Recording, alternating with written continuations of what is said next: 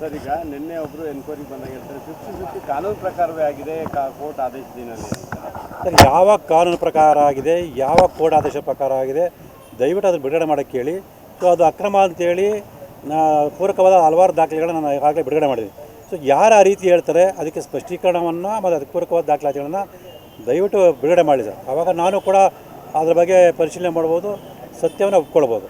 So ಯಾವುದೋ ದಾಖಲಾತಿ ಹೇಳಿದ್ರೆ, ಸ್ಪಷ್ಟ ಮಾಹಿತಿ ಇಲ್ಲದೆ ಸುಮ್ಮನೆ ಸುಳ್ಳು ಆರೋಪ ಅಂತೇಳಿ ಅವರು ಹೇಳಿಕೆಗಳನ್ನ ಕೊಡ್ತಾ ಇದ್ದಾರೆ.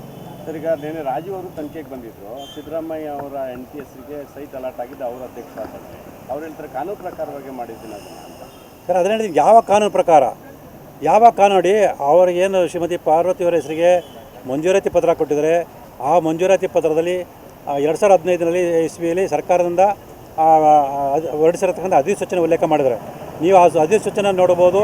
ಅದರಲ್ಲಿ 50 ಅನ್ನೋ ಪದ ನಿವೇಶನ ಕೊಡಬೇಕು ಅಂದರೆ ಯಾವುದೇ ಉಲ್ಲೇಖ ಇಲ್ಲ. ಮತ್ತು ಶ್ರೀಮತಿ ಪಾರ್ವತಿ ಹೆಸರು ನೋಂದಣಿಯಾಗಿರ್ತಂಥ ಕ್ರಯಪತ್ರ ನೋಡ್ಬೋದು. ಆ ಕ್ರಯಪತ್ರದಲ್ಲಿ 1991ರ ನಿಯಮಾವಳಿ ಅನ್ವಯ ಆಗುತ್ತೆ ಅಂತ ಹೇಳ್ತಾರೆ. ನೀವು ಆ ನಿಯಮಾವಳಿನ ನೋಡಿದಾಗಲೂ ಕೂಡ 50 ಅನ್ನೋ ಪದ ನಿವೇಶನ ಕೊಡಬೇಕು ಅಂದರೆ ಎಲ್ಲೂ ಉಲ್ಲೇಖ ಇಲ್ಲ.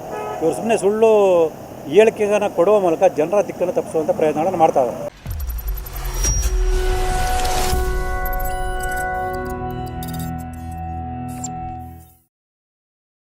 ನೀವು ಗಿರವಿ ಇಟ್ಟು ಬಿಡಿಸ್ಕೊಳಕ್ಕಾಗ್ದಿರೋ ಆಭರಣನ SDJ ಗೋಲ್ಡ್ ಕಂಪನಿಯವರು ಬಿಡಿಸಿ ಮಾರುಕಟ್ಟೆಗಿಂತ ಅಧಿಕ ಬೆಲೆಗೆ ತಗೋತಿದ್ದಾರೆ. ಅಷ್ಟೇ ಅಲ್ಲ, ಒಂದು ಕೂಪನ್ ಕಾರ್ಡ್ ಕೂಡ ಕೊಡ್ತಾ ಇದ್ದಾರೆ.